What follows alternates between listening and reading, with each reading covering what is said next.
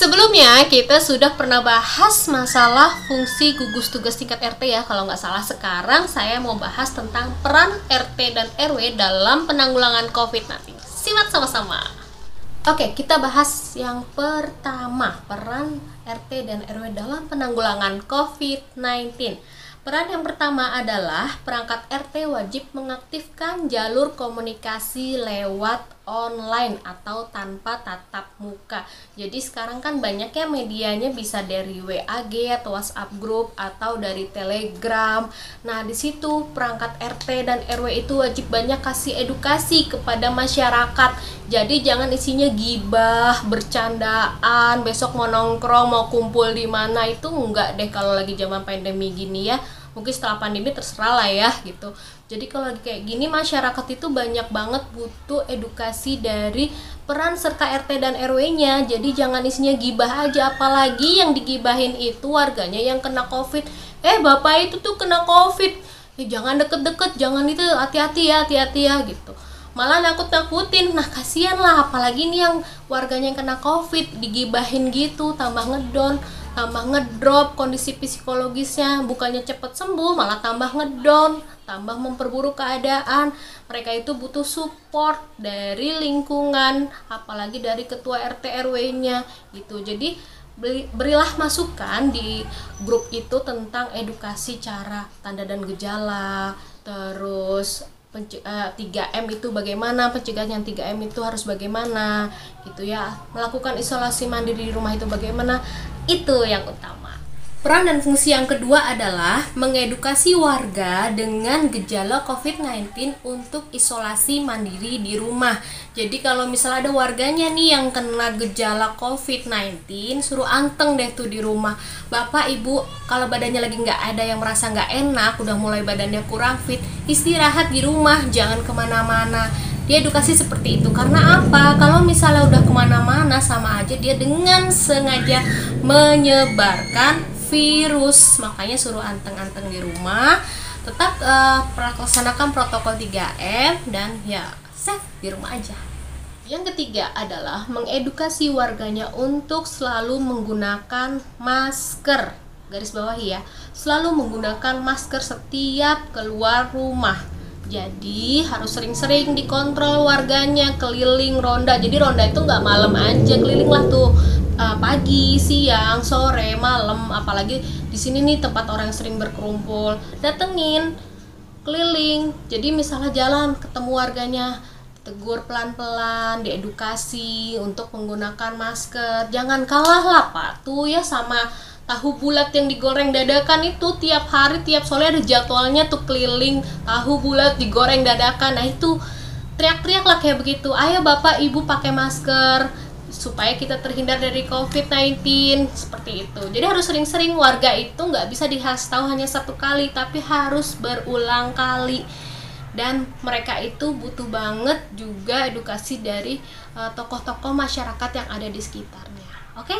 Fungsi yang keempat adalah perangkat RT dan RW wajib mengidentifikasi dan mendata warganya yang mempunyai resiko tinggi. Yang termasuk resiko tinggi yaitu pertama adalah lansia dan orang-orang yang punya komorbid. Komorbid itu penyakit bawaan ya, penyakit penyerta gitu ya, seperti stroke, darah tinggi, kencing manis. Contoh nih ya, contoh.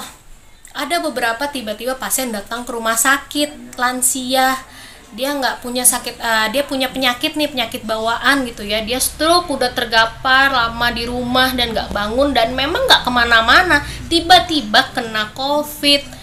Terus keluarganya menolak, loh dari mana nih orang tua saya lansia ini, si nenek ini, bapak ibu saya kena COVID, orang nggak kemana-mana. Jangan menduga-duga, kan suka ada yang komplain kayak gitu ya. Hello, coba lihat dulu, coba perhatikan kondisi di dalam rumah. Itu lansia tinggal sama siapa? Itu dilihat dulu. Terus yang di rumah ini bagaimana? Taat nggak sama protokol kesehatan? Keluar rumah pakai masker nggak? Ke warung pakai masker nggak? Kalau misalnya dia nggak pakai masker, berarti artinya dia potensi beresiko membawa virus untuk menularkan ke si lansia ini yang ada di rumah. Ya mungkin dia sehat-sehat aja, lawang imunnya bagus, tapi kan si lansia ini nggak tahu kondisinya bagaimana gitu ya. Terus tiba-tiba lagi orang dia punya sakit kencing manis lama, tiba-tiba aku kena dari mana? Yaitu di rumah itu dia bagaimana keluarganya, atau mungkin si nenek ini atau si lansia ini fansnya banyak ya waktu muda gitu ya, jadi temennya banyak di mana-mana. Pas sakit banyaklah yang nengokin. Nah yang nengokin ini udah yakin belum kalau dia itu sehat? Sehat kok, sehat, orang nggak ada yang gejala, nggak ada yang keluhan. Mana buktinya?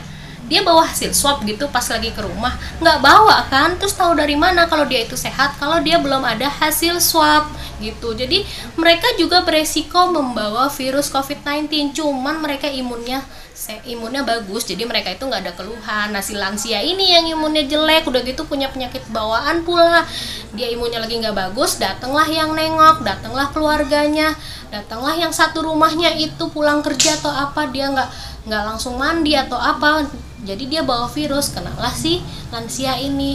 Itu yang punya resiko tinggi ya. Terus ibu hamil, anak-anak, dia juga termasuk golongan resiko tinggi untuk terkena COVID-19. Jadi perhatikan protokol kesehatan baik-baik, apalagi di satu rumah ada mereka. Tugas yang kelima adalah perangkat RT mengidentifikasi warganya yang mempunyai gejala COVID-19 untuk melaporkan dan berkoordinasi dengan RW setempat. Nanti biasanya kan di lingkungan itu sudah terbentuk gugus tugas wilayah ya, koordinasilah itu, mereka lapor ke puskesmas untuk diajukan pemeriksaan swab.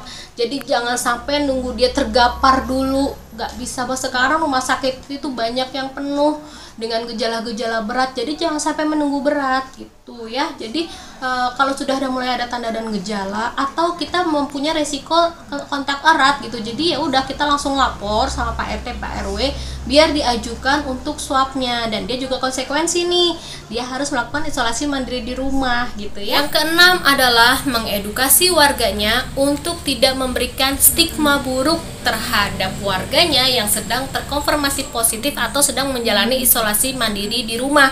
Jadi jangan dijauhin, jangan ditakut-takutin, tapi diberikan support pada warganya itu yang sedang melakukan isolasi mandiri di rumah ya. Oke, jauhi virusnya, bukan orang. Yang ketujuh adalah melibatkan warganya untuk memberikan donasi. Jadi berikan sumbangan ya kepada warganya yang sedang menjalani isolasi mandiri di rumah. Berikan support buat mereka karena dia kan nggak bisa kemana-mana. Peran RT dan RW yang terakhir adalah berkoordinasi dengan RT, RW dan Pak Camat ya, atau Pak Lurah ya. Pak Lurah dan Pak Camat itu gugus tugas wilayah. Kalau ada nih warganya yang tidak bisa melakukan isolasi mandiri di rumah, agar berkoordinasi dengan puskesmas setempat untuk isolasi mandiri di tempat isolasi mandiri bersama gitu ya. Jadinya dirujuk tuh ke tempat-tempat yang bisa melakukan untuk isolasi mandiri.